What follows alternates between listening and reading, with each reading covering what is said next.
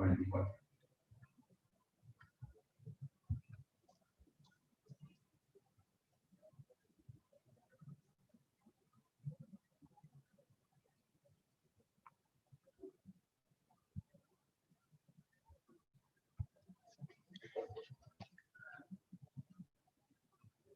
Bueno, si les parece, siendo 7 y 8 minutos, vamos arrancando. Gracias a todas, todos, todes que se hayan sumado a este encuentro de discusión, a esta charla de futuros mejores, titulada ¿Y ahora qué pasa? La economía, la política y el 2021. Nos acompañan Cecilia Fernández Bugna, Daniel Heyman y Martín Rodríguez para hablar de algo que, bueno, que tiene que ver mucho con nuestro espacio, con Futuros Mejores. Para quienes no nos conocen, es un espacio de discusión con muchas personas con distintas trayectorias, con distintas formas de ver la realidad, pero con la convicción común de transformarla. Y entendemos que con esas múltiples visiones es que se puede construir algo sólido para ir transformando en el tiempo la realidad de la Argentina. Creemos que hace falta siempre una mirada heterodoxa de la economía, pero también de la política, una mirada heterodoxa pero realista, ¿no? Y creemos que en la medida que pensemos, que tengamos esos espacios para discutir qué cambios estructurales necesitamos y qué modelo necesitamos para superar este famoso péndulo que un poco nos persigue en la historia económica argentina, más vamos a poder ir evitando los lugares comunes por donde ya pasamos, ¿no? Entendemos también que sobre todo la discusión económica y política en estos momentos es con todos, y que sea con todos, decimos es con todos los sectores, y de eso también viene un poco la conformación de esta charla, pero también es con todas, ¿no? Pensamos que parte de ese modelo económico, productivo, político, hay que pensar hacia adelante, tiene que ser también un modelo feminista, y en eso también la heterodoxia económica tiene que poder ayornarse, digamos, y incorporarlo y transformar desde ahí. Y también pensamos y discutimos mucho entre quienes conformamos Futuros Mejores, que también tenemos la responsabilidad generacional de pensar cómo esos modelos económicos, productivos, políticos también tienen que incorporar con una perspectiva crítica de aprendizaje y con un desarrollo sólido, incluso la perspectiva ambiental, ¿no? Que es algo que de alguna forma tenemos la obligación generacional de pensar.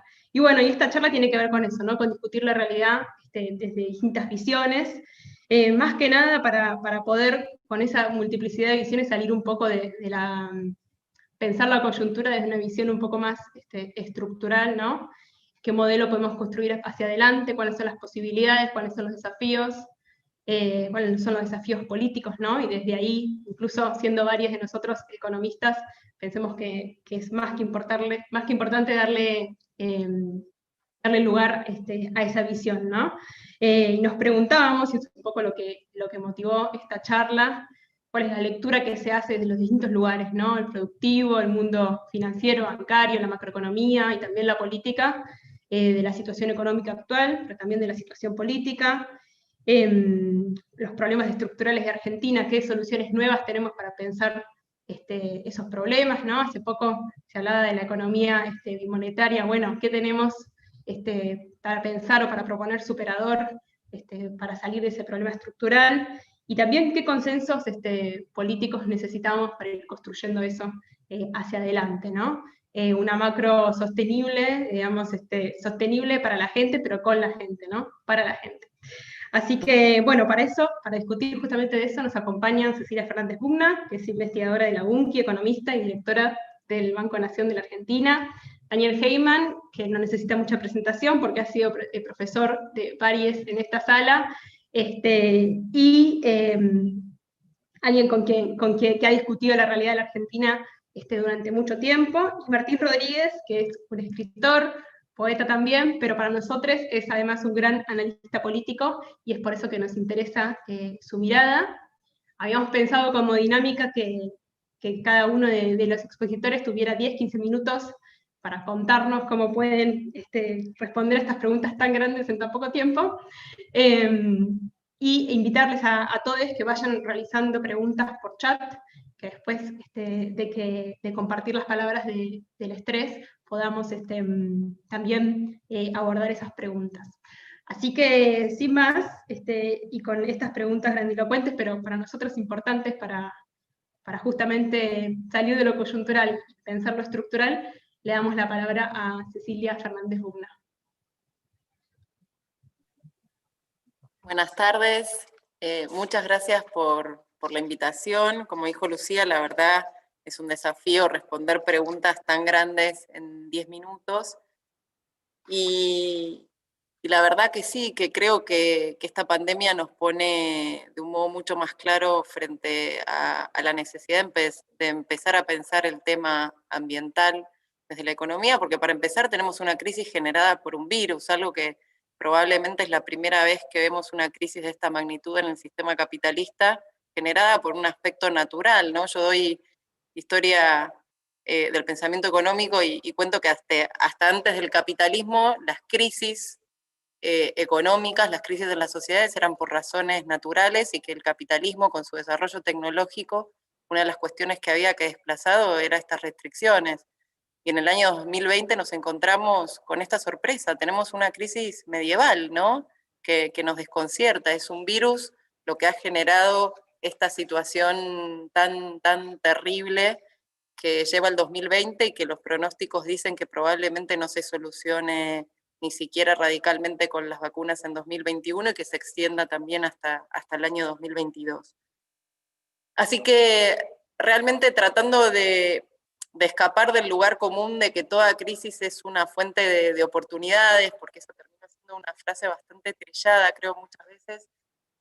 Creo que si lo pensamos bien, las necesidades tan fuertes de este disciplinamiento social en términos del distanciamiento social, algo realmente tan difícil de llevar adelante, que pone desafíos en cuestiones tan básicas como, por ejemplo, pensamos la educación o cómo viajar o cómo juntarnos, creo que puede ser, digamos, la oportunidad de empezar a incorporar algunas cuestiones que no teníamos que elegíamos no mirar demasiado, ¿no? Como la cuestión del medio ambiente y cuáles son los límites que la naturaleza nos pone como sociedad y en un proceso de acumulación. Pero bueno, quería hablar, digo, de dónde estamos digamos, y cómo salimos. Yo quiero presentar unos rasgos rápidos, estilizados, compartir por ahí mi visión y hablar un ratito cortito del sector financiero, que por ahí lo conozco un poquito más de adentro y puedo aportar en algo que resulta micro en términos de las preguntas, pero que le puedo hablar un poco más en primera persona. Yo creo que, digo, si uno elige por lo menos 3 indicadores para tener una lectura rápida de la economía argentina o de alguna economía, PBI, pobreza y distribución, ¿no? De modo de poder ver dónde estamos parados, creo que la economía argentina presenta algunos rasgos estructurales, como la restricción externa a su crecimiento, que es una restricción que viene sobre todo, ¿no? del funcionamiento de la parte de la economía real y que se ve terriblemente agravada cuando a esta restricción externa se le adiciona seriamente el componente financiero. La volatilidad en su crecimiento, digo, Argentina debe ser uno de los países más volátiles del mundo, está en gran medida asociada a esta fuerte restricción externa a su crecimiento, y esta volatilidad en su crecimiento nos determina una baja tasa de crecimiento promedio de nuestra economía. Y un tercer rasgo estructural, digo, a lo mejor son los que yo elegí, no digo que se agoten en esto, pero a lo mejor los que a mí siempre me preocupan más, es la falta de crecimiento en la productividad media de la economía argentina, cómo se amplían esas brechas. Y creo que, por decirlo rápidamente, cuando uno ve los países que crecen de mayor tasa de crecimiento de su productividad, lo que encontramos es que ese incremento en la productividad de esas economías, que es lo que está asociado a incrementos sostenidos en el PBI, digamos, de esas economías, tienen que ver con el dinamismo en nuevas actividades, más que con mejoras de eficiencia en los sectores existentes, ¿no? Digo, como una caracterización general. No puedo, digamos, comenzar esta charla sin plantear o tener presente que tenemos hoy 40% de pobreza en la economía argentina. Un dato que a mí me alarma siempre mucho, y tampoco creo que los economistas a veces no miramos tanto, que es la pobreza en la niñez. UNICEF habla del 63%. A mí eso me alarma todavía más, porque son las generaciones futuras, es el futuro que tenemos, y 63% de los niños, niñas y adolescentes de nuestro país están en la pobreza, y incorporando también, como decía Lucía, una mirada que no teníamos, que es también la perspectiva de género. Digo, las estadísticas empiezan a mostrar también cómo las mujeres, una parte, digamos, esta parte de nuestra población se ve también terriblemente más afectadas por todos estos indicadores de pobreza. Entonces, ¿cómo salimos de esta cuestión? En primer lugar, no tenemos dinamismo en nuestro crecimiento, digo, esto es un primer punto, no podemos salir digamos, de estas situaciones sin crecer. El otro punto es que importa cómo crecemos, importa la composición de ese crecimiento. No se resuelve solo con crecimiento estos problemas que tenemos. En relación al crecimiento, tuvimos una década de crecimiento relativamente sostenido. Pasamos a un periodo entre 2012 y 2015 que tuvimos un PBI estancado con oscilaciones. En ese periodo volvieron las oscilaciones y, entre otras cosas, volvimos a chocarnos con la restricción externa al crecimiento, que fue administrada con distintos tipos de controles. Y pasamos luego a otros 4 años, donde el PBI punta a punta cayó un 4%, y un periodo en el cual esa restricción externa buscó ser desplazada, eliminada, corrida, tratar de sacar esos controles volviendo al supuesto paraíso de la liberalización, y volvimos a traer un problema a la economía argentina, que es el endeudamiento externo, digamos, con velocidad y magnitud inédita, que terminó sumando al FMI, y nuevamente las condicionalidades que trae el financiamiento del FMI.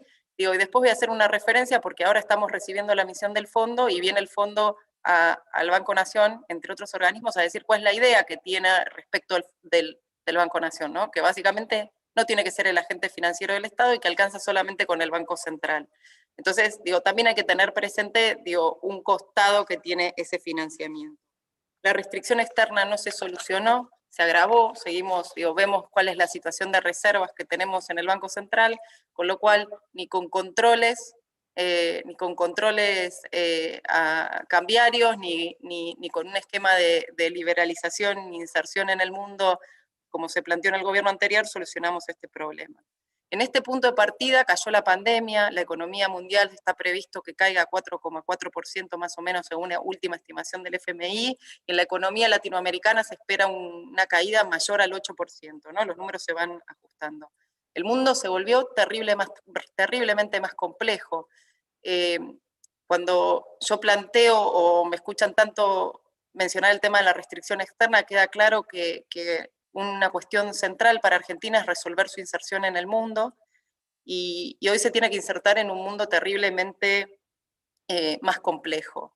La pandemia nos pone un montón de preguntas, la pandemia afectó de forma muy diferencial, muy diferente a los sectores y a las personas, afectó no solo a la oferta, afectó también a la demanda, y en ese sentido tenemos muchas preguntas respecto digamos, de cuáles van a ser los cambios definitivos que nos van a dejar.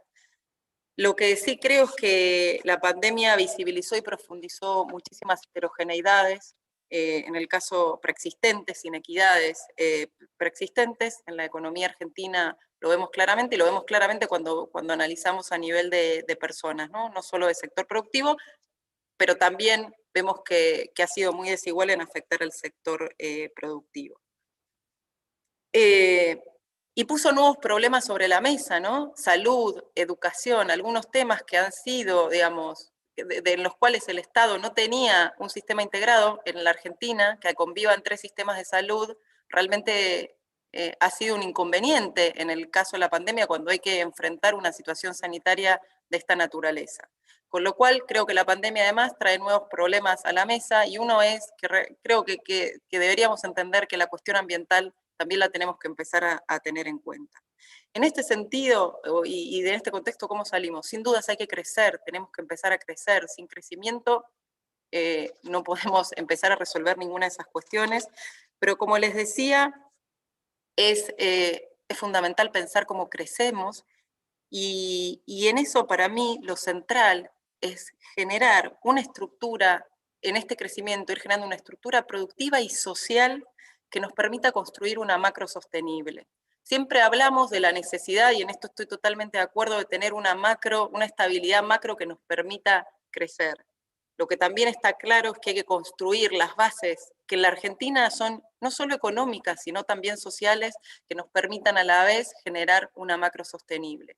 Y en ese sentido, digo, hago hincapié en el punto social, porque creo que nuestra sociedad, la sociedad argentina, no tolera tan fácilmente como otras sociedades de otros países de niveles de ingresos similares a los nuestros, la desigualdad social, la inequidad en la distribución del ingreso y la caída en los niveles de salario. Entonces, los niveles de conflictividad que se dan cuando las situaciones de reparto o distribución tienden a ser muy regresivas, plantean un nivel de conflictividad social nosotros no lo vemos tan claramente en otros países. Y ese nivel de conflictividad social le pone mayor complejidad a las políticas macro que se necesitan para ir trazando un sendero, digamos, de una macro estable. Entonces, en este marco tenemos que pensar para lograr un sendero es también en la estructura productiva y social.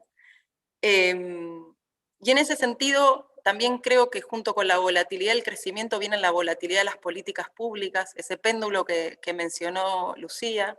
Vamos por un sendero, vamos con una visión y viene un cambio radical y vamos con otra visión, con lo cual creo que tampoco se sale sin un acuerdo económico y social donde estén todos los actores. Si no logramos ciertos consensos básicos, podemos estar discutiendo los mejores instrumentos, las mejores herramientas para lograr un sendero de estabilización de nuestras variables macro que son que a todos nos hacen vivir con los nervios de punta, pero no vamos a lograr ir demasiado lejos con eso. Creo que necesitamos construir algunos acuerdos básicos y tener un acuerdo económico y social que nos saquen de este péndulo del cual venimos hace muchos años.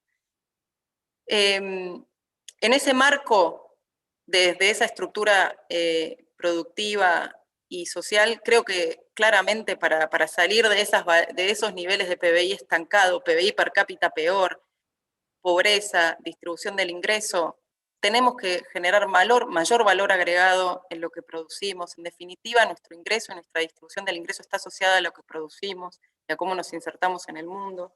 Tenemos que tener más valor agregado, tenemos que tener más diversificación y tenemos que tener más integración en nuestra estructura productiva, que, como les decía, dé sustento a otros niveles de ingreso y a otros niveles de distribución. Necesitamos pensar nuestra inserción en el mundo. Ayer se firmó el tratado de libre comercio más grande del mundo en Asia, donde Asia se integra en sí misma. Si antes se planteaba que Argentina tenía que insertarse en las cadenas globales de valor, ¿no? Esas famosas cadenas globales de valor, vemos cuál es la respuesta en el mundo y cómo se complejiza. Y esos eslogan de insertarnos en las cadenas globales de valor, cuando uno ve en realidad en qué sectores se desarrollan esas cadenas, ve que la estructura productiva argentina no necesariamente cuaja con esos sectores donde esas cadenas se desarrollan. Entonces, realmente tenemos un desafío fuerte en pensar cómo nos insertamos en un mundo muy difícil, con una región muy difícil y con un mundo cada vez más complejo.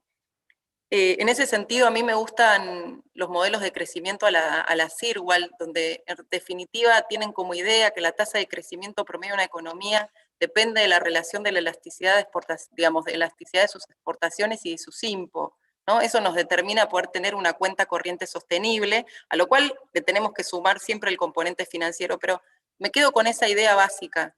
Entonces, no podemos pensar, digamos, una tasa de crecimiento sostenible si no miramos la composición de esa canasta de Expo y esa canasta de IMPO, y eso detrás es nuestra estructura productiva. Yo no veo salida a este laberinto que no sea con políticas públicas, yo no veo salida a este laberinto sin el Estado con un rol clave, y en ese sentido me parece que un punto de la agenda fundamental que creo que es una deuda muy fuerte que quedó vacante incluso hasta 2015, que no se completó del modo que por lo menos a mí me hubiese gustado, es la reconstrucción de las capacidades estatales. Si necesitamos políticas públicas, tenemos que reconstruir el Estado, volver a fortalecerlo y que tenga una capacidad realmente de intervención en términos de apoyo muy fuerte y muy distinta a la que tenemos hoy. Y en ese sentido acá es donde me paso rápido al sector financiero para contar un poco lo que yo veo. Argentina, digo, con estos rasgos así particulares, cuando uno los mira en términos de países de niveles similares de ingreso, tiene una bajísima participación de créditos en relación al PBI, bajísima, que hoy anda en torno al 12% del PBI, bajísima, pero bajísima comparada con países de América Latina. Y la verdad que tenemos un sistema bancario, no hablo del mercado de capitales porque también es muy reducido en la Argentina, muy reducido, pero tenemos un sistema bancario que está absolutamente líquido y que viene mostrando niveles de liquidez muy altos hace mucho tiempo. Y la verdad, cuando uno saca a los bancos públicos y ve a los bancos privados, ¿no?, que forman gran parte de este sistema, uno encuentra que, digo, uno está sentado en esos bancos, en un banco privado, tiene como objetivo maximizar esa rentabilidad, y las rentabilidades están asociadas en los productos financieros, en los bonos, en los instrumentos del Banco Central, y en términos de lo que es crédito, es el crédito al consumo, el crédito de financiamiento de tarjeta de crédito, y es muy bajo el apoyo que el sistema bancario argentino da al financiamiento, al capital de trabajo, y ni que hablar de la inversión. La excepción a esto tienden a ser los bancos públicos, y en ese sentido, digo, el Banco Nación es el más grande de ellos.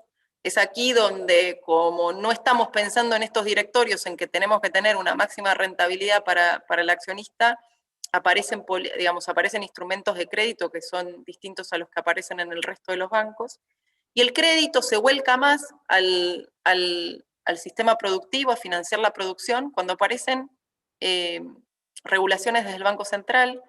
Habían comenzado en el año 2012 con esa ley, por ejemplo, de promoción de la inversión productiva, que fijaba una cuota de los depósitos, una proporción que tenía que ser destinada a créditos, y que ahora vuelve en el marco de esta pandemia con distintas comunicaciones del Banco Central.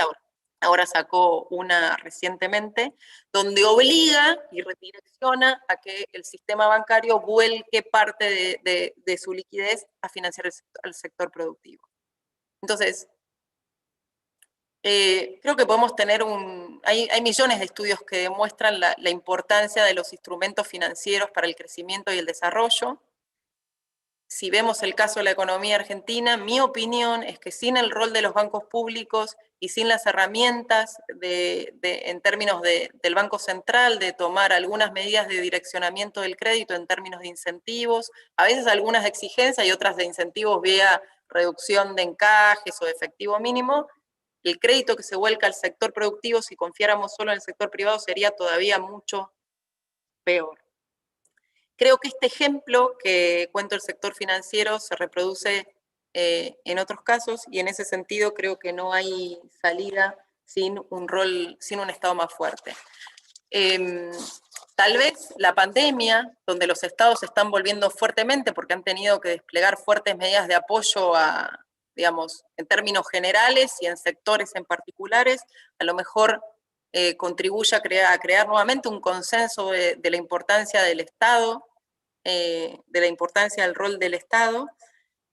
Y en ese sentido, para cerrar y tratar de cumplir con el tiempo, lo que quería decir es que me parece que no solo tenemos que empezar a estabilizar la macro, no me dediqué a hablar de eso, pero claramente es uno de los puntos de partida, sino que de alguna manera también tenemos que pensar en estabilizar la micro, en el sentido no de que se quede estática, porque lo que necesitamos es dinamismo, pero dar una trayectoria, ¿no?, donde los incentivos, el esquema de políticas hacia el sector productivo tenga continuidad y estabilidad en el tiempo, estabilizar las políticas del país, el sendero al que vamos.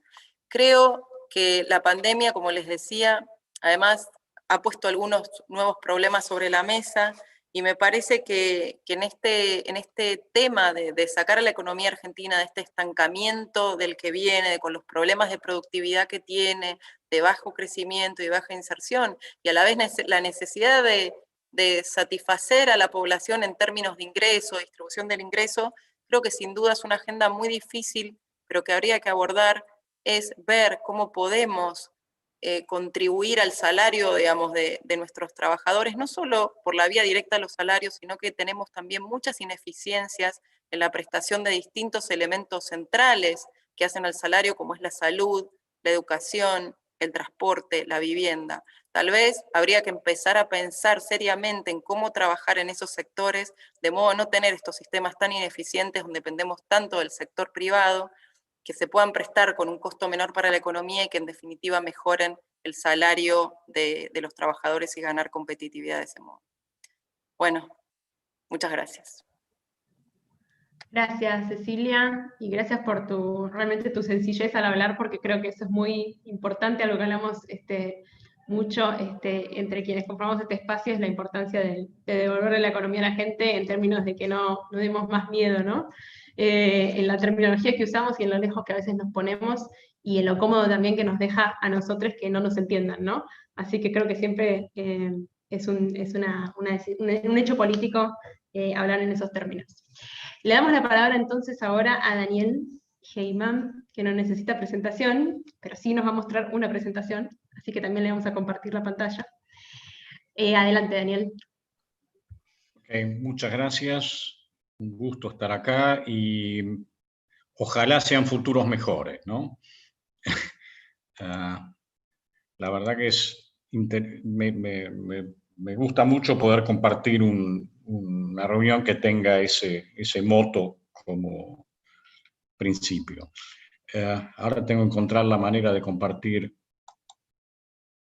¿Se ve? Hemos compartido. Bien, si querés poner modo presentación. Tengo algunos grafiquitos como para acompañar la exposición. Varias cosas que yo tenía para decir han sido dichas, así que, digamos, puedo pasar rápido. Un par de cosas rápidamente introductorias. Entonces me acordaba de esta frase que se usaba para el virus, que decía que vos no vas a buscar al virus, el virus no te viene a buscar a vos, vos vas a buscar al virus. En el caso argentino la macro es al revés. Vos no la vas a buscar a la macro te viene a buscar a vos.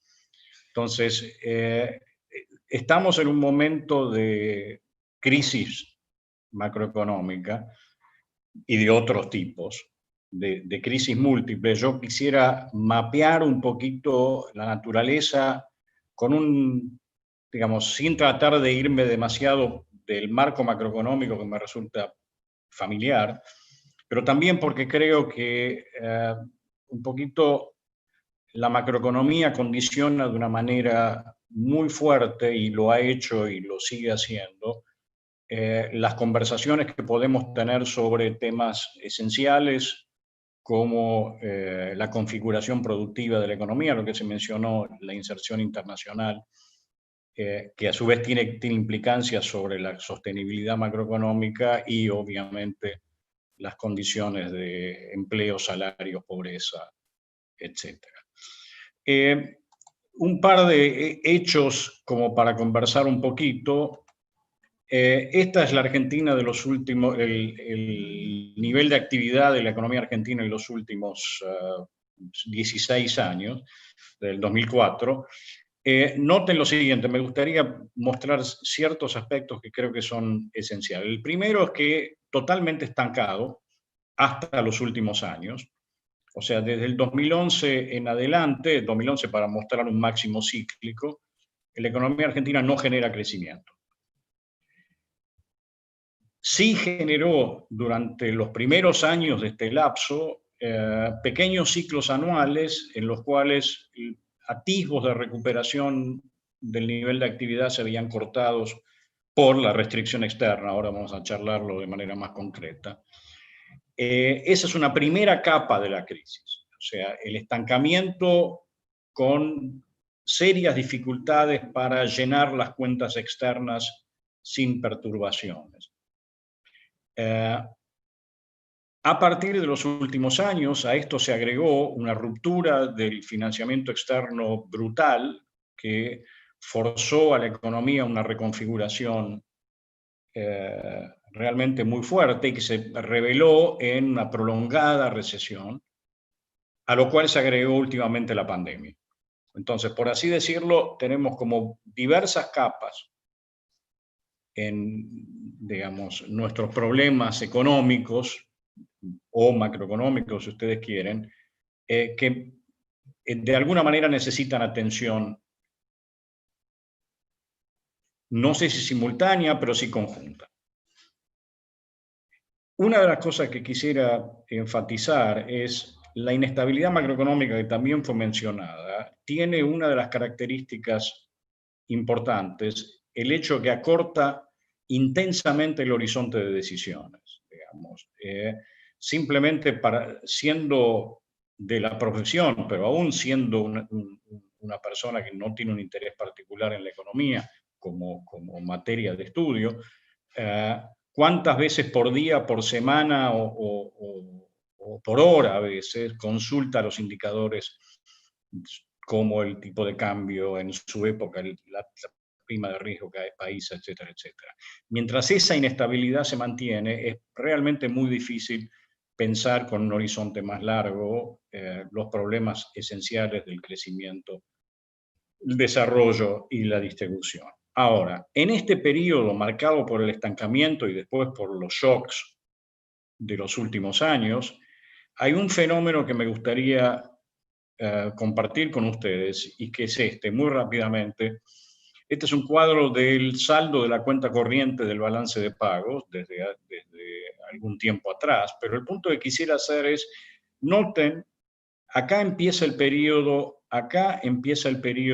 de estancamiento tendencial de la economía. Noten que mientras la economía está tendencialmente estancada, esta línea negra, que es el saldo de la cuenta corriente, profundiza su caída persistentemente, salvo pequeños respingos que están asociados, no casualmente, con recesiones. Entonces, esta es una economía que para mantener un nivel estancado promedio de producto requirió financiamiento externo neto en cantidades crecientes, hasta que, llegado a este punto, el financiamiento externo se cortó y pasamos a la fase de la corrección de ese desajuste de la cuenta corriente, que se ha hecho de manera más bien caótica y extremadamente costosa desde el punto de vista social, antes incluso de la pandemia. Entonces, esta debilidad del sector externo es una característica marcada de este proceso de estancamiento con ajustes fuertes que hemos tenido en los últimos años. Otro aspecto tiene que ver con este tema de la predominancia o la saliencia fuerte del dólar en la economía argentina, que es un hecho estilizado, que lo arrastramos desde mucho tiempo, pero que en los últimos años ha mostrado una particular fuerza. Acá lo que tienen es la formación de activos externos del sector privado, que alcanzó hacia fines de la década del 2000 valores de 25.000 millones de dólares. En octubre, en el 2011, alcanzó más o menos 20.000 millones de dólares, volvió a manifestar un número de alrededor de 30.000 millones de dólares en 2018. Se redujo un poco en el último tiempo, pero mantiene un valor muy grande y, digamos, el valor de la formación de activos externos deseado por aquellos que tienen recursos con ánimos de transferirlos al exterior, es aún mayor que el mostrado, porque obviamente tenemos el control de cambios que está actuando como disuasor. La mezcla de déficit en cuenta corriente, que ya esto ha sido compensado por la baja de importaciones que hemos tenido a través de la recesión, pero que persiste como problema hacia adelante, está unida a la tendencia de argentinos con niveles de ingreso medio alto a desfinanciar al resto del país para financiar al resto del mundo, es una característica que hay que factorear y tener en la mente cuando uno piensa hacia adelante. Por supuesto, los cambios en el sector externo han estado asociados con cambios en esta variable que para nosotros es tan crítica, que es el tipo de cambio. Acá tengo un dibujito de la densidad del tipo de cambio real y me gustaría ubicarnos en perspectiva presente en este contexto. Esto es una función que mide el tiempo que hemos pasado con tipos de cambio real en determinados niveles. El nivel mínimo es el de la tablita cambiaria de 1980, una apreciación cambiaria absolutamente excepcional. Este máximo está asociado con niveles extraordinariamente altos del tipo de cambio real, lo cual implica precios en dólares argentinos extremadamente bajos, salarios en particular, en términos de dólares extremadamente bajos. Este nivel está asociado con fenómenos absolutamente críticos desde el punto de vista macroeconómico, como la hiperinflación de 1989-90 y la ruptura abrupta de la convertibilidad en 2002. O sea, para tener como referencia, esto es un tipo de cambio precrisis, esto es un tipo de cambio en pánico, en situaciones de enorme perturbación macroeconómica. Para ponernos en contexto, este tipo de cambio abajo es el tipo de cambio de la convertibilidad, que terminó en una crisis, o sea que uno podría asociar laxamente, pero creo que de una manera más o menos realista, con un tipo de cambio apreciado, con un peso apreciado y tal vez insosteniblemente apreciado. Ok, esto tiene como referencias históricas el colorado, déjeme poner el verde, que es diciembre del 2001, el final de la convertibilidad, marzo del 2008 el más oscuro, 2018 el más oscuro, o sea, digamos, exactamente cuando se produjo la ruptura del crédito externo, que forzó el ajuste posterior, y el colorado es noviembre del 2015. O sea, acá hay una región a la cual hemos vuelto en distintas oportunidades y en distintos contextos de política económica, pero en niveles que se revelaron ser insostenibles. En el azul tenemos el promedio, no tiene ningún sentido normativo, pero para tener un poquito la cosa, para decirlo en concreto, el tipo de cambio real oficial está más o menos a este nivel, o sea, un nivel que no es bajo, es un nivel más o menos promedio entre los niveles de atraso cambiario manifiesto que hemos tenido en el pasado y los niveles excepcionalmente altos que tuvimos en épocas de hiperinflación y ruptura macroeconómica. Ahora, este nivel, y esto para ponernos en perspectiva hoy, este nivel es el nivel que tienen los tipos de cambio no oficiales en términos reales hoy en día. O sea, tenemos una economía con un tipo de cambio real que uno no puede juzgar así a la primera vista como ser excepcionalmente alto, excepcionalmente bajo, pero tenemos tipos de cambio financieros, por así decirlo, fuera del control de cambios que llegan a niveles asimilables a los niveles de pánico de la hiperinflación y los niveles extraordinarios de la crisis del 2001-2002. En ese contexto macroeconómico es donde nos estamos desenvolviendo ahora, donde los factores coyunturales juegan un papel realmente muy importante en el comportamiento cotidiano de los agentes y de la política económica, lo cual está asociado con un estado de horizonte extremadamente corto para expectativas y decisiones. Para avanzar hacia la salida de nuestros enormes problemas económicos, me parece que es una condición necesaria ir ampliando el horizonte de esas decisiones y de esas expectativas, lo cual exige, entre otras cosas, creo, bastante trabajo macroeconómico, además de la capacidad de señalar direcciones hacia los cuales se puede mover la economía próximamente. O sea, alargar la perspectiva de política económica junto con la generación de condiciones macroeconómicas para que se alargue el horizonte de expectativas y de decisiones.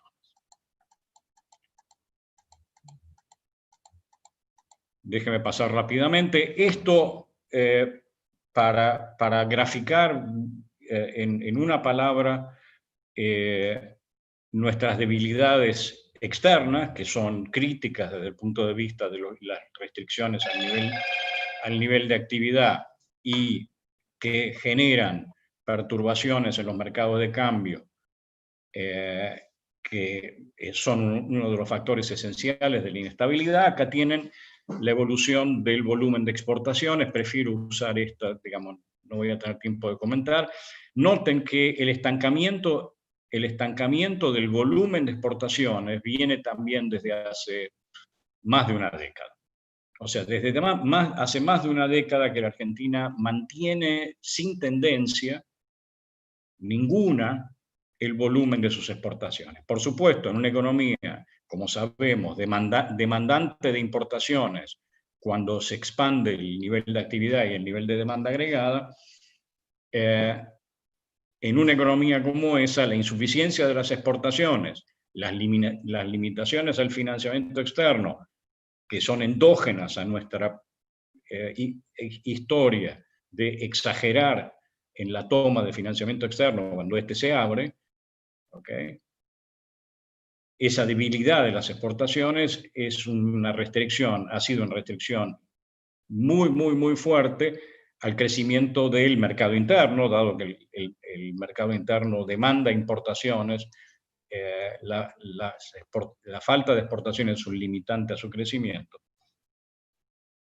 Y, o sea, que remover este estancamiento de las exportaciones es una de las prioridades productivas importantes. Ahora, a eso se agrega una cuestión adicional, que es cómo se hace para generar incentivos a un incremento de las exportaciones que facilite un crecimiento de la demanda interna y del nivel de producción agregado, dado que eso es necesario para financiar sosteniblemente las importaciones que pide el aumento del nivel de actividad, sin generar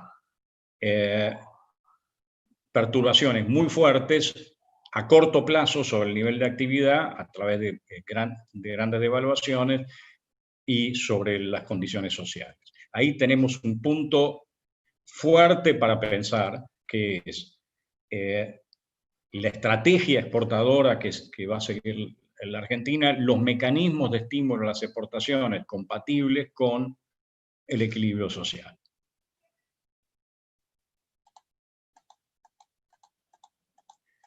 Déjenme referirme un poquito a otra de las características. Estoy yendo rápido, pero no hay mucho que hacer. Una de las características también relevantes de nuestra condición macroeconómica, esta es la tasa de inflación, es un gráfico totalmente simple de la tasa de inflación puesta a nivel interanual. Noten, esta es el pico de salida de la convertibilidad, que fue un brote inflacionario rápido y corto, y muy intenso, pero muy corto, o sea que no mostró inercia hacia la baja, una reducción impresionante de la tasa de inflación hacia niveles de 2-3%, más o menos un año después de estallada la crisis. Ahí creo, después hubo un periodo de apreciación real de nuestra moneda, por razones que eran comprensibles después del sobreajuste del tipo de cambio real a la salida de la crisis, y ahí que si me preguntan, les diría, había una oportunidad para conseguir o para buscar una estabilización duradera que nos permitiera recuperar paulatinamente las funciones de nuestra moneda, nos fuimos hacia una aceleración inflacionaria que nos lleva a niveles en el 2019 por arriba del 50%. Esta no es una inflación alta como la que hemos tenido en otros momentos, pero realmente duele un poquito la oportunidad perdida a principios de los 2000. Noten estos ciclos de la tasa de inflación. Estos ciclos de la tasa de inflación son ciclos del tipo de cambio. Dicho mal y pronto, esta es la devaluación de principios del 2014, esta es la devaluación del 2015-2016, fines del 2015, esta es la devaluación post-2017. O sea, hemos tenido claramente una tendencia creciente de la tasa de inflación y asociada con movimientos cambiarios, fuertes movimientos cambiarios. Debo decir que, digamos, es un tema para conversar, pero que creo que el haber instalado un régimen inflacionario de esta naturaleza genera condiciones macroeconómicas que complican la gestión macroeconómica, de política macroeconómica, por un lado, razones que vamos a charlar en un segundo, y que perturba también el funcionamiento económico cotidiano, perturba la micro, por así decirlo, y contribuye a crear situaciones de inestabilidad. Okay. Una cosita acá, este es el tipo de cambio real. Noten, este es el blue en colorado, debería de haber tenido otro color, pero fíjense cómo el blue hoy, o hace poco tiempo, esencialmente tiene un nivel parecido al de la salida de la convertibilidad. O sea, de nuevo, un nivel extraordinariamente alto. Respecto de la inflación, un par de pequeños comentarios. Todavía no más interrumpido. Estaba a punto. Estaba a punto. Si querés, sí. ¿Le das 5 minutitos más? Sí, gracias. Bueno, gracias. Esto es para, digamos, tendríamos para una charla larga sobre los determinantes de la inflación, las características particulares que tiene la inflación argentina. Un puntito para mencionar rápidamente. La inflación es un tema anacrónico en el mundo y vamos a ver en un ratito también en América Latina. Somos extraños desde ese punto de vista. No lo éramos en una época donde la inflación era algo más o menos usual, un poquito más, un poquito menos. En la época de la altísima inflación, 75-90, estábamos acompañados por varios de nuestros vecinos digamos, asociados de América Latina. Hoy estamos solitos, prácticamente solitos en la cosa. Ahora, esto es un dibujito, esto es un poquito de econometría a ojímetro. Acá tienen la variación del tipo de cambio oficial, acá tienen en naranja, acá tienen la tasa de variación de salarios en negrito, en gris, y la tasa de variación del IPC en celeste. Lo que se ve claramente es que más o menos la tasa de inflación es un promedio ponderado de la tasa de variación salarial y la tasa de variación del tipo de cambio. No es particularmente sorpresa. Ahora,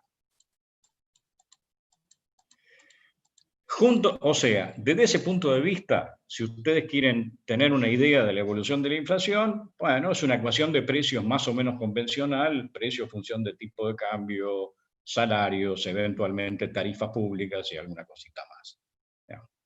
M, por así decirlo, no aparece directamente de manera muy visible. Ahora, esto es el dibujo de... Acá tienen el déficit fiscal en negativo, digamos, el déficit fiscal en verde, y el colorado es el llamado impuesto inflacionario, que aquellos que han tenido la suerte o la mala suerte de pasar por Macro 2 en la facultad, el impuesto inflacionario da una noción del financiamiento monetario del déficit fiscal, por decirlo de esa manera. Digamos, hay para discutir más, pero... noten que son un espejo, excepto en dos periodos. Acá es el periodo de la convertibilidad, donde hubo impuesto inflacionario, pero no hubo impuesto inflacionario, pero sí déficit financiado con bonos, resultó insostenible. Acá tenemos un periodo bastante sui generis en la época de los superávit mellizos, de superávit fiscal con impuesto inflacionario que se usó para acumular reservas. Después volvió el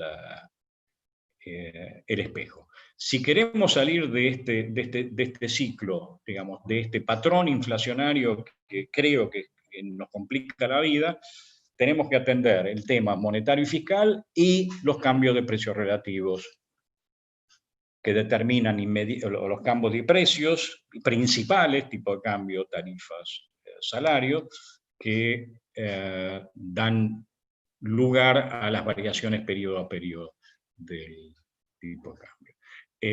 No me voy a meter en el tema fiscal. Yo creo que hoy en día el tema fiscal tiene un rol importante por lo siguiente. Estamos en una economía que se financia con impuesto inflacionario porque no tiene acceso a otros, hoy en día, porque no tiene acceso a estos recursos. Usó los recursos de crédito de más. Hoy en el momento de la pandemia, que exige un esfuerzo fiscal importante, el recurso de última instancia que queda es la emisión monetaria. No es que la emisión monetaria, como les digo, se transmita inmediatamente a la tasa de inflación, pero si hay un exceso de oferta de pesos, en algún momento eso busca el camino a los mercados de cambios, y ya sabemos que los mercados de cambio buscan el camino hacia los precios. En la República Argentina, fuertemente. De manera tal que la corrección fiscal no es optativa, y hay que tener en cuenta que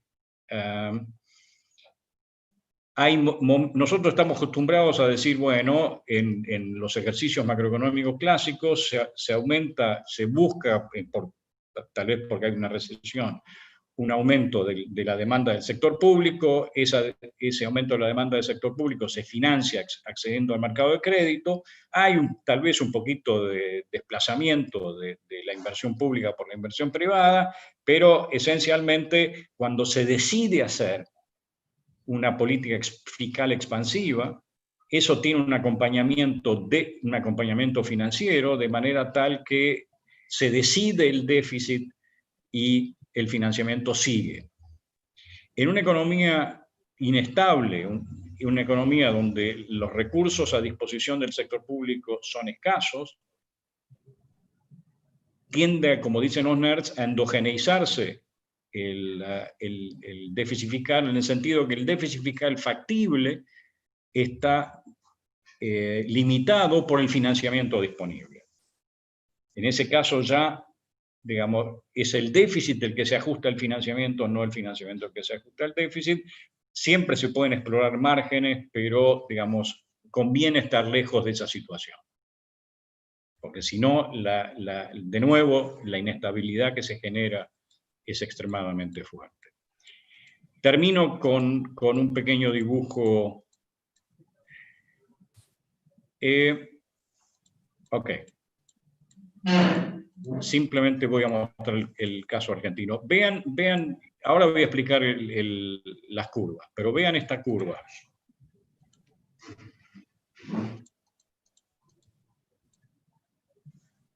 Lo que quiero que vean es lo siguiente: la curva colorada, que es la tasa de variación del tipo de cambio nominal, está cerca de la curva amarilla, que es la tasa de variación del tipo de cambio real, y el azul, que es la tasa de inflación, se mueve poco cuando las curvas colorada y amarilla se mueven mucho. O sea, cuando el tipo de cambio real y el nominal se mueve mucho, la tasa de inflación se mueve poco. ¿Qué quiere decir? Que el traspaso del tipo de cambio a los precios es chiquito. Esto vale para México, esto vale para Perú, esto vale para la Argentina, no. O sea, que nosotros tenemos una característica particular, que es esto ya está, pues, lo ven claramente, la asociación entre la devaluación nominal con la devaluación real, pero con una devaluación nominal muy fuerte comparada con la variación real, es decir, cuando el tipo de cambio sube, la inflación se come, por así decirlo, una parte importante de la devaluación nominal, y la respuesta de los precios es muy rápida. Argentina es una economía donde los precios son muy sensibles a las variaciones del tipo de cambio, lo saben muy bien. Quiero decir, esto no es un fenómeno mundial, otros países de América Latina no lo tienen. ¿Por qué no lo tienen? En buena medida porque han estabilizado. Digamos, esto no es una verdad absoluta, pero hay evidencia internacional de que el coeficiente de traslado a precios del tipo de cambio depende del régimen inflacionario. Con regímenes inflacionarios más agudos, el traspaso es mayor. Nosotros tenemos una asociación muy nítida entre tipo de cambio y precios, lo cual está asociado con un patrón también muy específico a la Argentina, de que los aumentos del tipo de cambio son recesivos, inflacionarios y contractivos. Desde Díaz Alejandro para acá nos hemos ocupado de eso, pero hay un elemento del régimen inflacionario de esto. Es importante ensayar a estabilizar la economía, especialmente para volver a ganar autonomía monetaria, que está asociada con la disociación del tipo de cambio respecto de los precios, que es factible a la larga. ¿Cómo se llega a la estabilización? Es para charlarlo. Mi impresión, para decirlo en una palabra, y con esto termino, no es un proceso de hoy a mañana, no es un proceso súbito, es un proceso gradual y paulatino y persistente, donde política de ingresos y política monetaria fiscal se conjugan, ampliando de a poco, pero sostenidamente, el horizonte temporal de las decisiones para poder ir encarando los temas reales, importantes de la política productiva, la configuración productiva de la economía y la distribución de ingresos. Muchas gracias. Y acá termino. Gracias, Daniel. La verdad que nos quedaríamos mucho tiempo más escuchándote, pero bueno, queremos dejar ahora un poco los gráficos para incomodar esos números que ya son incómodos, desde la política, también hablar de un poco, pensando que detrás de esos números hay personas, hay construcciones políticas que tienen que llevar adelante esos cambios, ¿no?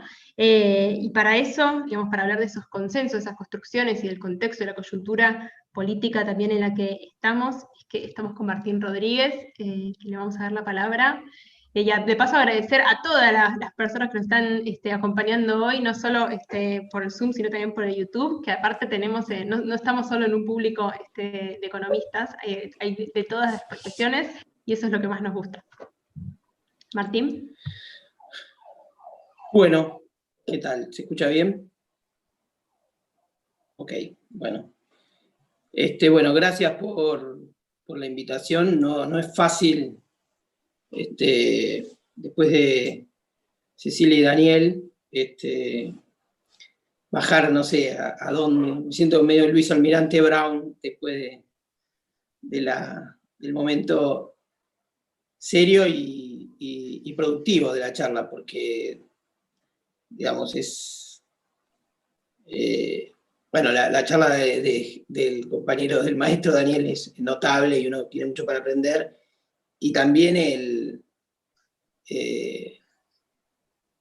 no sé, el rigor o las convicciones que muestra Cecilia, ¿no? Me parece mostrar un norte ideológico para la gestión, aún en esta etapa tan difícil, y eso, por lo menos en ese sentido, hay una satisfacción moral cuando lo escucha, más allá de la suerte que pueda tener en este mundo tan complejo, ¿no? Yo debería hacer, primero haría un punto y aparte grande, porque de economía sé muy poco o nada, o lo básico, digamos, y a lo mejor ya la sola conciencia de mi límite sobre eso es la única señal de inteligencia que puedo dar al respecto, y en todo caso traslado la conversación hacia otro rumbo. Y el rumbo efectivamente puede ser político, y tiene que ver con esta época, y al principio creo que vos, Lucía, decías algo así como perspectiva generacional, y me gustaba esa idea porque tal vez el hilo que yo puedo atar en esta conversación y con los compañeros que conforman este espacio y que invitan a este espacio, es tratar de ver cuál es nuestra perspectiva generacional, ¿no? Y en eso sí me sentiría parte, porque en algún sentido somos todos parte de este mismo intento político, histórico, de que la Argentina sea un país que valga la pena, ¿no?, vivir para nosotros y para nuestros hijos. Yo pensaba que cada gobierno, tomando la democracia desde el 83 para acá, a su modo, y con esto no quiero hacer solo una caracterización positiva, pero cumplió una misión histórica. Cada gobierno cumplió una misión histórica. Alfonsín, obviamente, a quien ahora se volvió muy citado en los últimos años y genera algunas polémicas, pero cumplió una misión de reconstrucción del Estado de Derecho y de, bueno, las reglas de algún modo constitutivas de la política, ¿no? Las fijó y las afianzó. Por supuesto, la suerte económica de la Argentina fue muy mala, Alfonsín terminó muy mal el gobierno, pero uno diría cumplió esa misión histórica. ¿Cuál fue la misión histórica de Menem?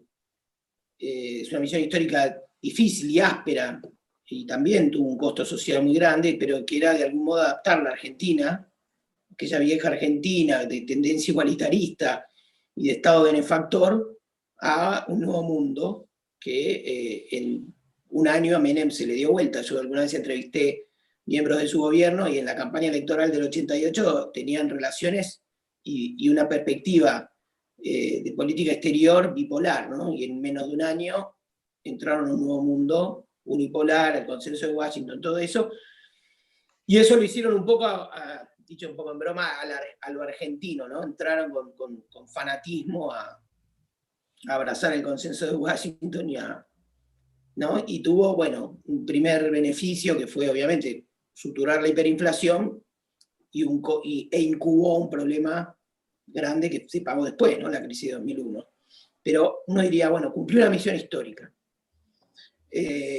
Difícil y que ocurrió en el mundo, y tal vez el contexto lo determinó. Y bueno, el gobierno de la Alianza no cumplió ninguna misión histórica, pero luego, durante los años del del kirchnerismo, cuando aquel momento y ahí pondría una cuota generacional, al menos, por lo menos hablo en mi nombre, pero no en un sentido individual, pero tuvo un momento primaveral, ¿no? Y había una idea de misión histórica que era recuperar una serie de consensos sobre los costos sociales que podía tener, que podía haber, y en todo caso la reparación de esos costos sociales y un conjunto de políticas sociales que pudieran darle, es decir, durante el kirchnerismo la misión histórica, digamos, que se cumplió, años irrepetibles, entiendo, algo dijo el maestro con respecto a los superávit gemelos, pero crear el consenso de lo social, ¿no? Y se crearon instituciones, en algún sentido. Es decir, la Argentina nunca es un país, no es un país, en general siempre se proponen grandes acuerdos, Moncloas, pero mirado retroactivamente, durante esos años sí se consolidó de algún modo un acuerdo, casi diría una segunda transición democrática que era sobre lo social, ¿no? La asignación universal por hijo es como la materializa eso, no es lo único, pero de algún modo materializa. Entonces la pregunta, el otro día se la escuché a un hombre muy inteligente, uno no comparte todo lo que dice, pero que es Pablo Gersunov, un historiador, y decía, bueno, ¿cuál es la misión histórica de Alberto? Y en todo caso, ¿cuál es la misión histórica de este gobierno? Este gobierno que venía con el envión de devolverle, de la vuelta del peronismo al poder, con, a mi juicio, una gran operación de inteligencia política que significó la construcción del Frente de Todos, inteligencia política que significó desde el vamos levantar la alfombra y sacar de todo lo que en los últimos años, digamos, de gobierno, entre 2011 y 2015, las peleas internas, la transformación de la propia coalición que había significado ese proceso, natural tal vez, 12 años de gobierno, el fallecimiento de Néstor Kirchner, los problemas que acumuló la economía, y eso se fue mostrando en las tensiones y contradicciones y peleas internas que tuvo el peronismo, ¿no? Y de golpe, todos estaban parados sobre el límite, el macrismo había de algún modo fracasado, y se propone este frente que estaba preparado para un escenario, y ahora vino el COVID y todo fue peor, ¿no es cierto? Todo fue como la tormenta perfecta entre herencia macrista, deuda, restricción externa y COVID, ¿no? Y ahí yo creo que la pelota, por eso digo, a mí me rebota y a ustedes les explota, lo digo amablemente, y es que lo que deberían elaborar es, tal vez lo que tiene que venir en la Argentina, es el momento de un gran acuerdo sobre la economía, que es lo que no hubo del 83 para acá. Hubo atajos o enviones, supongo, hubo aprovechamientos mejores y peores de contextos. Yo no creo que un país es una hoja que va al viento según el viento del mundo, pero Menem aprovechó un contexto, fue negativo. El kirchnerismo también aprovechó un contexto, el boom de los commodities, y sobre eso rearmó una malla de políticas sociales, capacidades del Estado, las que pudo, las que se pudieron. El Estado lo hacen las personas. Uno no tiene una idea a veces un poco soviética, ¿no? Idealizada, de que el Estado es una garita, y el Estado son personas. Yo trabajé en el Estado y el Estado a veces es una garita abandonada, ¿no? Hay que armar todo, eso es el Estado. O sea, lo que planteo es que a ustedes les toca, y bueno, a todos nos toca, ver si es posible en este fracaso, en esta crisis, en este desfondamiento que tiene la Argentina, de verdad construir un clima, una posibilidad para un acuerdo económico. Esto, Cecilia hizo bien en decir que esa frase trillada, que toda crisis es una oportunidad, esa frase es un embole, no se sabe qué quiere decir, pero en algún sentido esto tiene un contexto, pero que requiere de muchas tareas simultáneas. Yo hago un nuevo repaso histórico para atrás, y es tal vez algo que a mí me interesa. Yo trabajo en la comunicación y es algo de lo que puedo esbozar alguna idea o algún disparador. Una pregunta es, ¿cómo se cuenta la economía en democracia? ¿Quiénes cuentan y cómo, en todo caso hasta diría, cómo se habla en la economía en democracia? Una de las, tal vez algunos son jóvenes, seguro el maestro recuerda, una de las cosas que se decía era la cría del proceso, era una metáfora un poco brutal, sobre en todo caso la herencia que dejó la dictadura, la herencia del proceso. Hay una película, Plata Dulce, a lo mejor no la vieron, no es un peliculón, pero es una película histórica, que retrata un momento de la economía argentina con, si se quiere, una versión un poco estereotipada del costumbrismo social argentino, y cómo se vivió en aquel momento el pasaje a la especulación financiera. En un momento de esa película, una mujer, quiero nombrar una cosa para tomar una referencia, porque yo la película la vi, pero hay un libro de Mariana Lucy y Ariel Wilkis que se llama El dólar, historia de una moneda, que de ahí ellos retoman esa anécdota y esto me quedó bollando, y quiero hacer justicia porque es un buen libro, sobre todo para los que no sabemos de economía. Ellos son sociólogos, tampoco son economistas, pero que meten esto. No quiero tampoco hacer una sociología o un análisis cultural del dólar, ¿no? Quiero ir a otra cosa, como pueda, pero a otra cosa.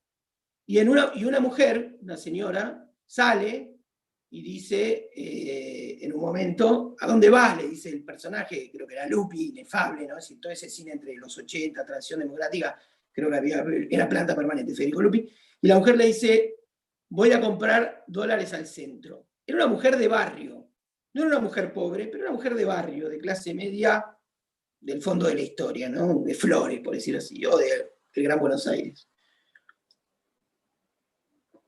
Y uno diría, la dictadura arrasó todo, ¿no? Arrasó comisiones internas de fábricas, centros de estudiantes, formas de organización, pero democratizó el dólar, ¿no? En un sentido político. Es como si dijera, nos sacó a todos, ¿no? Corrió lo colectivo, la forma de organización social, atacó todo, la iglesia, atacó todos los sectores donde había núcleos de solidaridad, no solo, obviamente, no solo reprimió las organizaciones armadas, sino reprimió todo el tejido social y solidario argentino.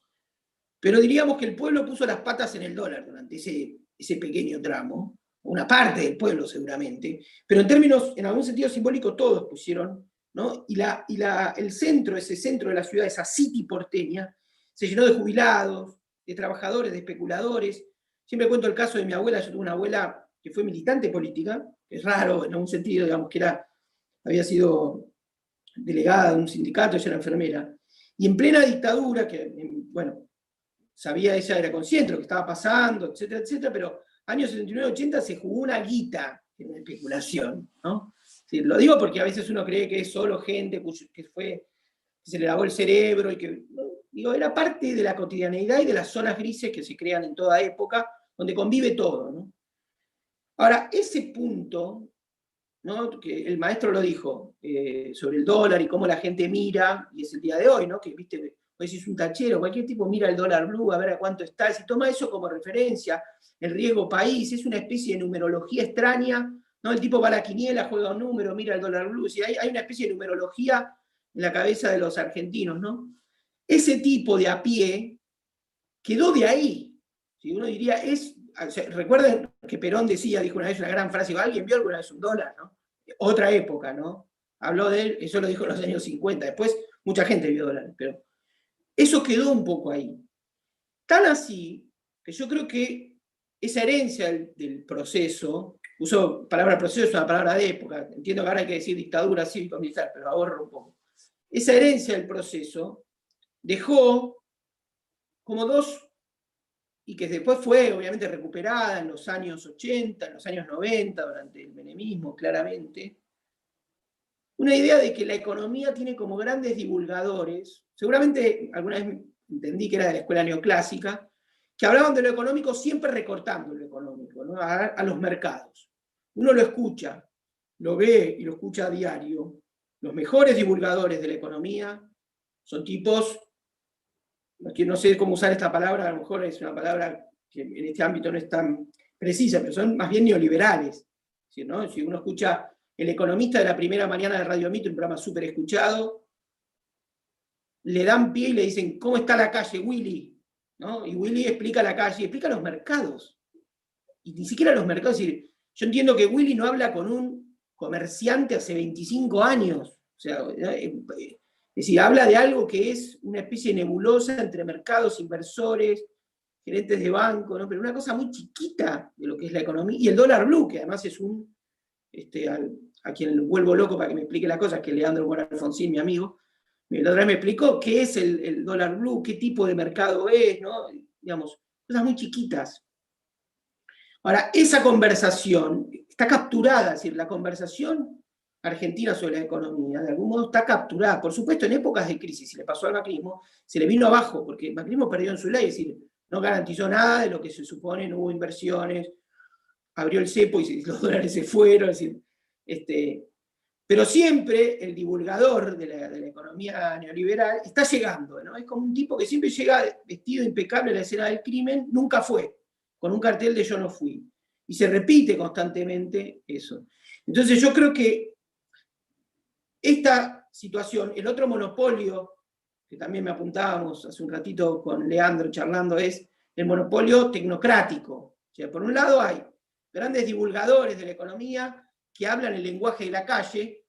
También se van a acordar Doña Rosa. O sea, Neustadt privatizó todo. O sea, la conversación de Neustadt con Doña Rosa, y Doña Rosa no era solo una mujer, lo digo ahora para no parecer machirulo, era una metáfora que efectivamente usaba Neustadt. Era algo más, era una especie de cifra de la gente de a pie que requería siempre de que haya una élite que la instruya en el manejo de la nueva economía, que le explicaba, ¿no? Esa transformación de la Argentina es la herencia de la dictadura que vivimos. De hecho, se puede buscar incluso más atrás. Cuando a Raúl Alfonsín le dijeron que iba a perder por los votos del conurbano o por los votos de los obreros, Alfonsín dijo, no me votan los obreros, o dicen que dijo, pero es tan perfecta la metáfora que lo tiene que haber dicho, que hay que hacer de cuenta que lo dijo, dijo, pero me votan sus mujeres.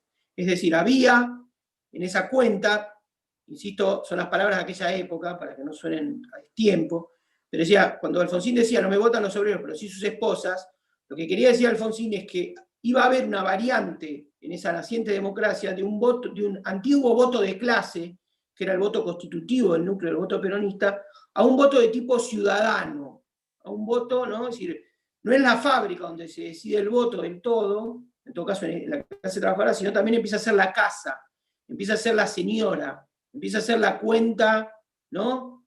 El monedero.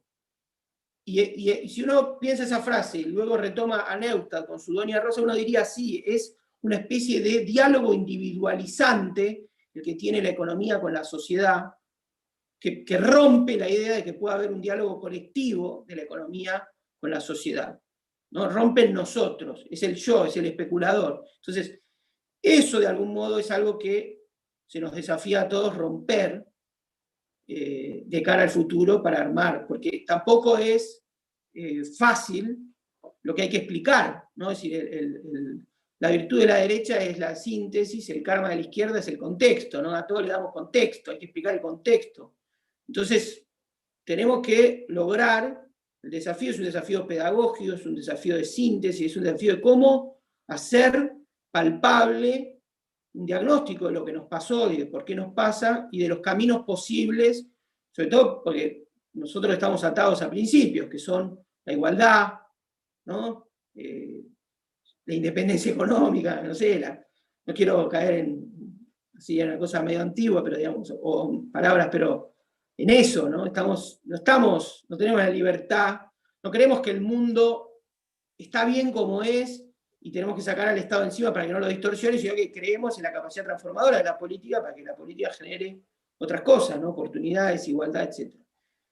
Ese es el punto que yo veo como desafío para ustedes, como generación de compañeras y compañeros que se dedican a la economía, de un desafío en la comunicación. Es decir, hay que romper cómo se cuenta la economía, y hay que empezar. Y yo creo que hay gente que lo hace bien, ¿eh?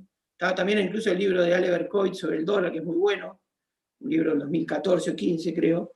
Hay que generar eso, ¿no? Es decir, hay que reconstruir la conversación entre economía y sociedad. Yo pararía acá, me parece que con esto está bien. Gracias. No quiero Gracias, Martín. La verdad que buenísimo todo lo que nos dijiste. Tenemos muchas preguntas y una participación muy diversa de la que estamos muy contentas y contentos. Si quieren ir dejando más preguntas, lo que vamos a hacer ahora es leerlas todas y darles 2-3 minutos a cada uno para que contesten. Mientras tanto, nada, agradecerles desde Futuros Mejores, porque creo que esta charla tuvo mucho que ver con las preguntas que nos hacemos como espacio. Somos un espacio de personas que trabajamos para transformar la realidad y creemos que tenemos que ir construyendo con distintas voces ese modelo que se viene, ¿no? del que hablaba también recién Martín, ¿no? De cuál es la misión histórica, pero también lo que mencionaba Cecilia, ¿no? De estabilizar la macro y la micro, de pensar cómo salimos de los problemas estructurales que mencionaba Daniel.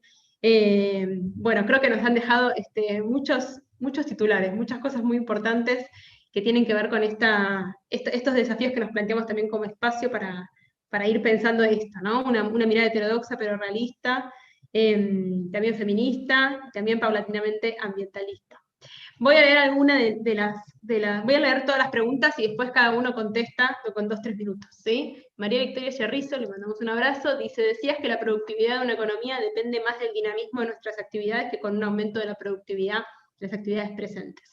¿Cómo se explica eso? Porque uno tendería a pensar que eso no es generalizable y depende de la estructura de cada país. Siguiendo la afirmación anterior, si eso fuera así, ¿cuál sería el mejor camino de crecimiento para la Argentina?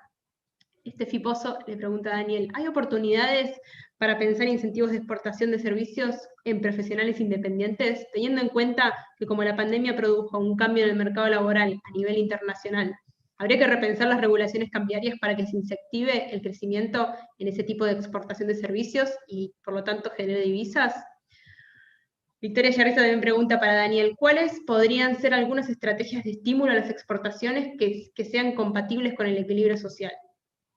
Lucía Digonis también para Daniel y Cecilia. El problema de las exportaciones limita el crecimiento del mercado interno y por ende esta falta de productividad también que planteó Cecilia. ¿Cómo dinamizar las ventas externas en un mundo que tenderá a cerrarse post pandemia, como nos decía Daniel, ¿no?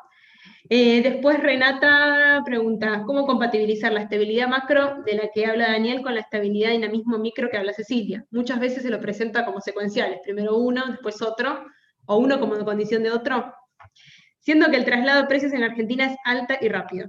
¿Sería una forma de estabilizar empezar con sostener un tipo de cambio fijo y desde ahí ir encarando los problemas reales y micro generales como el tema fiscal, y macro generales como el tema fiscal y financiero?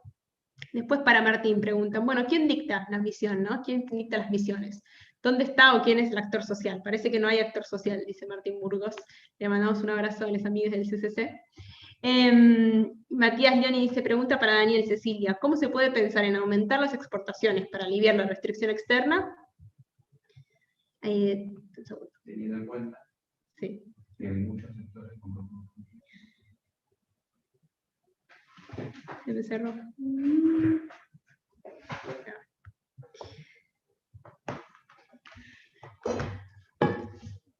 ¿Cómo se puede pensar en aumentar las exportaciones para aliviar la restricción externa, teniendo en cuenta que muchos sectores con potencial exportador en cuenta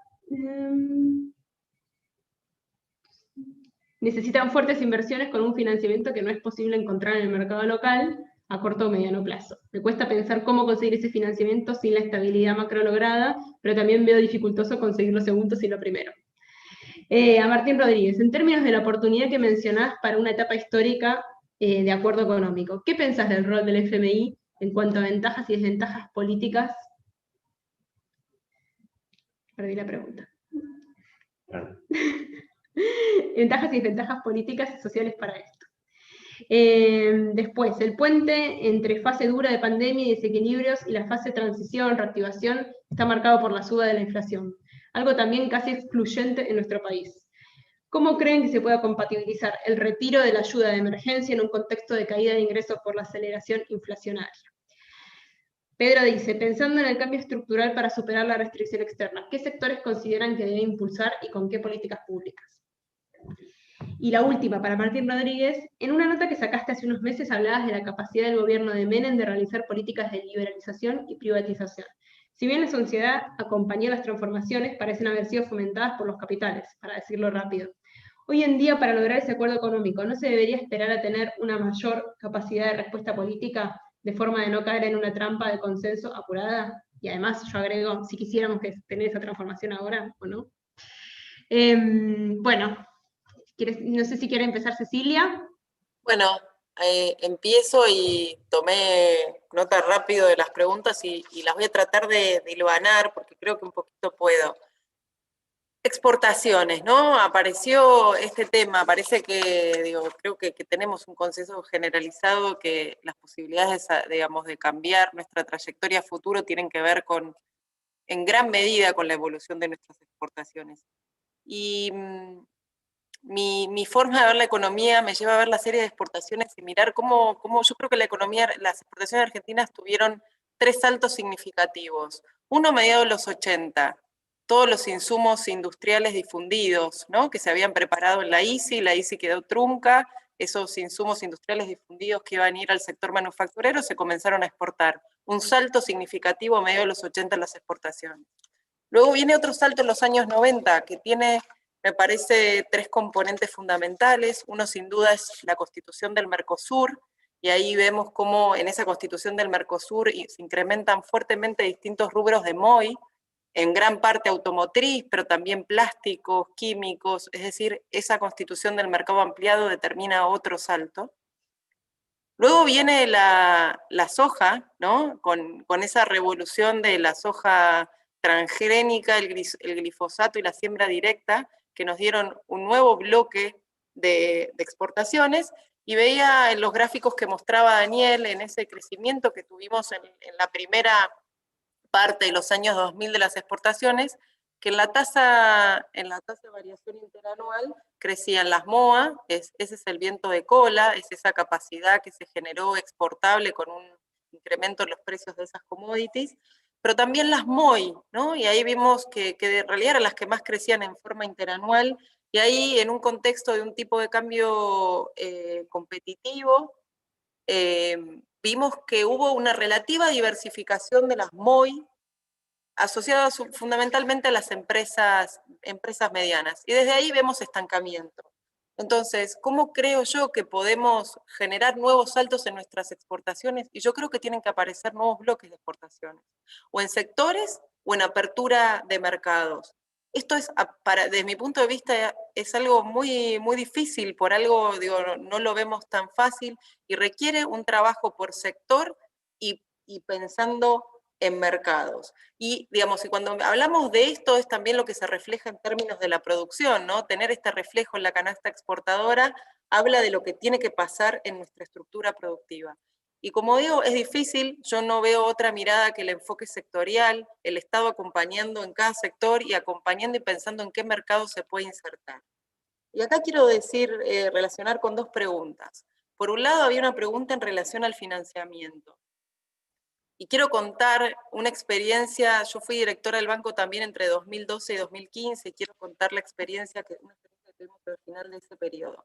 Armamos un fondo que quedó trunco relativamente rápido, que era el Fondear, era un fideicomiso, que tenía en su momento creo que 10.000 millones de pesos. Eso tenía una razón. Los bancos comerciales, el Banco Nación no es un banco de desarrollo como el BNDES, porque nosotros nos fondeamos con depósitos. Los bancos comerciales tienen fuertes restricciones por Basilea. Entonces, las posibilidades de financiación de proyectos de largo plazo están asociadas básicamente al patrimonio de las empresas. Si hay empresas donde el proyecto de inversión es relativamente grande en relación al patrimonio actual y la situación patrimonial de la empresa, los bancos comerciales no lo pueden financiar. Entonces creamos un fideicomiso para tener una estructura de financiamiento que pudiera evaluar los proyectos más que el patrimonio de las empresas, de modo de ampliar los instrumentos y las herramientas de financiamiento de la economía argentina y poder atender justamente esos proyectos que pudieran contribuir con diversificar la estructura productiva y las exportaciones. De hecho, tenía un fuerte incentivo en evaluar proyectos que tuvieran un componente de exportación. Entonces, por un lado, tuvimos que armar esa herramienta. Hoy el sistema financiero argentino no lo tiene. Pero por el otro lado, les quiero decir que aunque estuviera la demanda, había un grado muy bajo de demanda de inversión, digamos, de demanda de financiamiento por parte de los proyectos. Entonces, realmente, nuestra conclusión en ese momento es que lo que tenía que salir a hacer el Estado era un poco lo que hicieron también los asiáticos, era a veces crear el actor. En la economía argentina muchas veces nos falta el actor. Y lo que creemos, y lo que veíamos es que nosotros tenemos casos muy ricos, muy ricos. Argentina exportó satélites, exportó reactores nucleares. Lo que se trata a veces es de eso, que no sea una empresa, y poder multiplicar ese sector por 10. Esas capacidades están en la Argentina. Hay un núcleo, por ejemplo, de programadores para poder hacer algunos tipos de chips, ¿no? de diseño de chip, que uno lo podía pensar para nichos, para segmentos, etc. Bueno, pero a veces había que crear esas empresas, había que crear esos actores, porque el altísimo riesgo, con todo lo que explicaba Daniel, esta volatilidad que determina una baja tasa de crecimiento, digamos, que nos muestra ese estancamiento de la economía argentina, tiene que ver porque afecta terriblemente a la inversión y afecta todavía más a la inversión en desarrollo, ¿no? En investigación y desarrollo, con lo cual el sesgo de selección es tremendo. Entonces, yo creo que hay que avanzar hacia nuevas herramientas de financiamiento, pero tener claro que del sector privado no vienen todos los proyectos que a lo mejor uno podría pensar para la economía argentina y que las capacidades las ve. Justamente por esta trayectoria, por las incertidumbres, por el riesgo, etc. Y en ese sentido, digo, yo acá estoy argumentando fuertísimo a favor del rol del Estado. Quiero también dejar una reflexión. Por supuesto, con esto quiero decir que no se pueden aumentar las exportaciones aumentando los volúmenes de los sectores en los cuales ya exportamos, ¿eh? Lo que digo es que eso se puede maximizar, pero que si queremos nuevos saltos, ¿no? Se haga de este modo. Los chilenos son muy claros en ese caso. Los chilenos ven que ellos introducen un nuevo sector productivo, que eso les permite un salto en las exportaciones, y saben que después eso tiene crecimiento vegetativo, que si quieren un nuevo salto, salen a buscar nuevos sectores, y así fueron a buscar la economía de los servicios y cómo tratar de traer exportaciones de servicios en Chile, y lo hizo el Estado, lo hizo la Corfo. Yo creo que es un caso que hay que imitar. Yo, en mis épocas de economista industrial y de hacer estudios sectoriales, trabajé mucho el sector primario, y se dice mucho que Argentina tiene que pasar de ser el granero del mundo al supermercado del mundo. ¿Saben lo que es hacer ese salto? ¿Saben las regulaciones, las barreras que existen en el sector de alimentos, que además es un sector terriblemente concentrado por las marcas? ¿Saben la intervención pública que debería haber para convertir a la Argentina el granero del mundo en el supermercado? Miren lo que son las barreras de importación en los mercados relevantes en ese mundo, cómo están dominados además por las marcas. Argentina además, el componente más significativo en alimentos son los ingredientes alimenticios, todos esos espesantes, colorantes, etcétera, que son todas empresas multinacionales. Hay trabajos espectaculares en la Argentina sobre ese asunto, con lo cual creo que también hay que sacarse esa idea de que si quisiéramos avanzar, nos gusta el modelo sobre la base de los recursos naturales, eso requiere también un acompañamiento y una política muy fuerte. Entonces, yo no veo otro modo que no sea con un acompañamiento desde el sector público, coordinando actores, coordinando inversiones y generando condiciones para tener esos saltos que nos permiten ir modificando la estructura. Y ahí estaba la pregunta sobre la productividad media. Por supuesto que la productividad media puede ir creciendo, si va creciendo la eficiencia y la productividad media de la economía en su conjunto, pero ¿cuánto puede pegar un salto la productividad media de una economía en industrias ya existentes que cambien una línea de producción y la mejoren un poco? Hay sin duda saltos de productividad ahí, pero lo que vemos en las economías que realmente aumenta su productividad media es que tiene que ver con la incorporación de nuevos sectores que cambian esa productividad.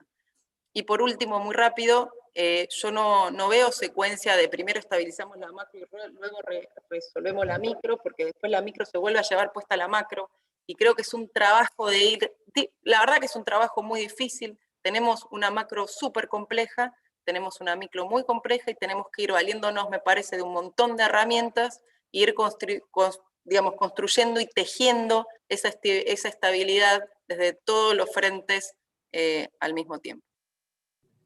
Muchas gracias, Cecilia. Antes de darle la palabra a Daniel, le vamos a agradecer a Martín y despedirlo, y lo vamos a perdonar porque se tiene que ir a buscar a sus niñas, y acá también militamos por la corresponsabilidad en los cuidados, así que Martín, muchas gracias. Ya tendremos otras oportunidades para que nos contestes estas preguntas puntuales, y le damos entonces ahora la palabra a Daniel Heyman.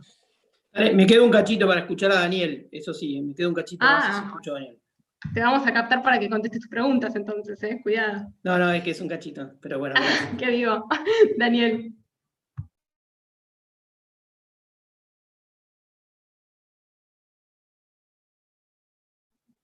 Daniel, estás con el micrófono silenciado.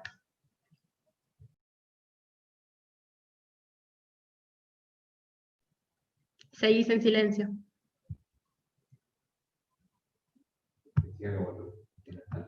A ver, dice. Ahí está.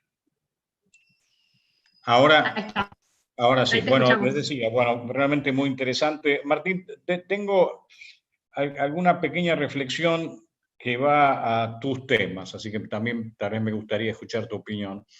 Hirschman, Exit y Voice.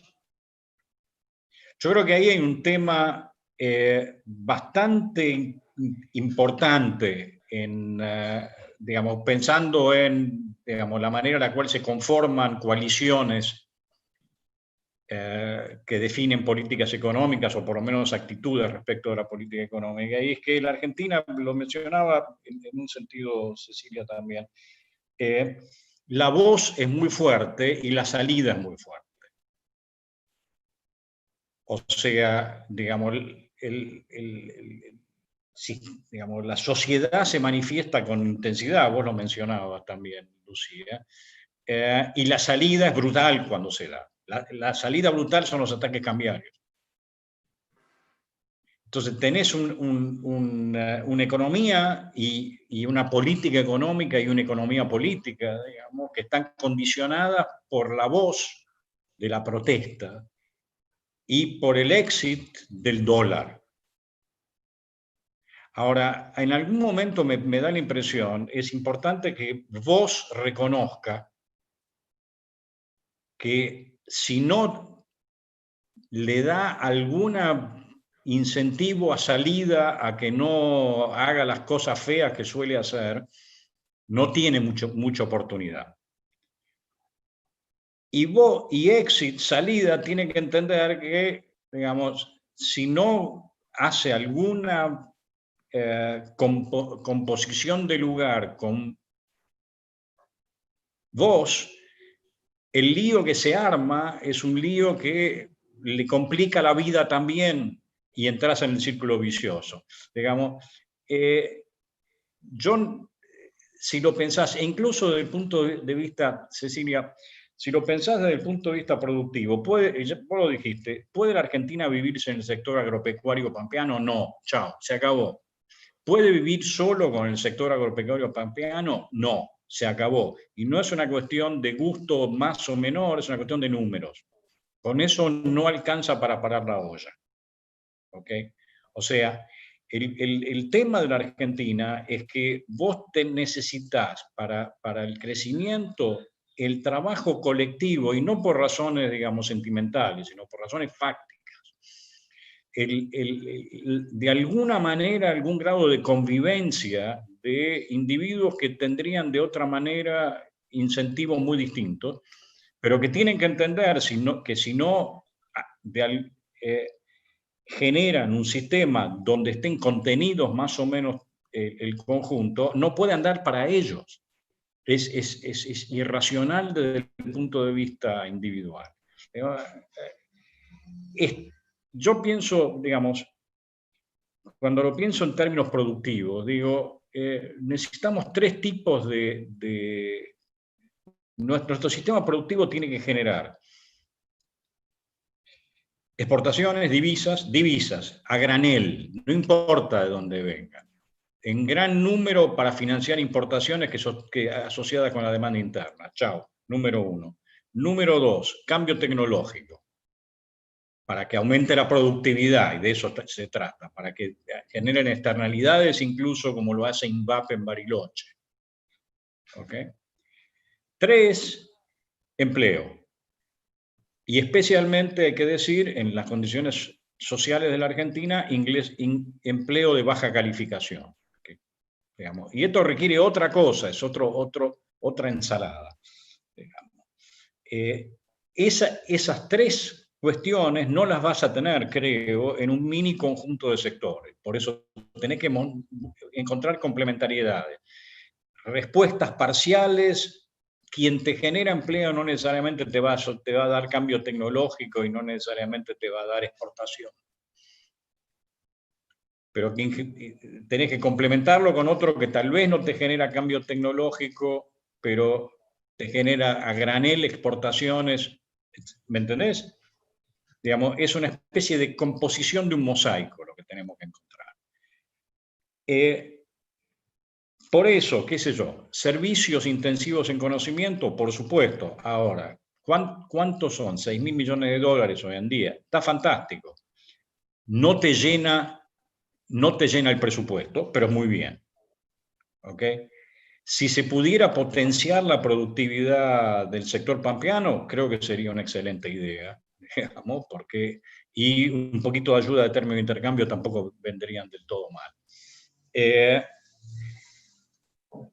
Después está el trabajo fino que mencionaba Cecilia, que es encontrar nichos u oportunidades más de sofisticación de lo que hacemos.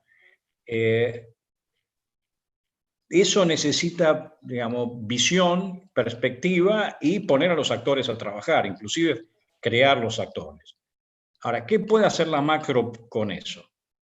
Lo que puede hacer son varias cosas. Una, digamos, no ser procíclica. Es muy difícil no ser procíclico por razones de presiones y por razones de entender lo que es el ciclo y lo que no. Pero, digamos, supongamos,